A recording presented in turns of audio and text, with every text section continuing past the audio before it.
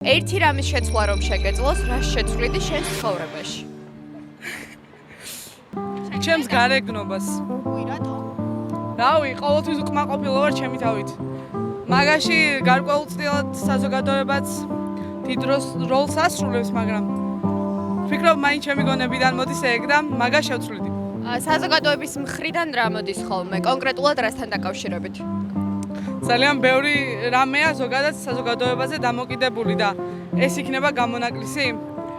შესაბამისი საქციელები იწვევს ადამიანში, მე რაღაც კომპლექსებს და რაღაცებს, შენ ხარ ულამაზესი და არავის არ მოусმინო. თქვენც ძალიან დიდი მადლობა.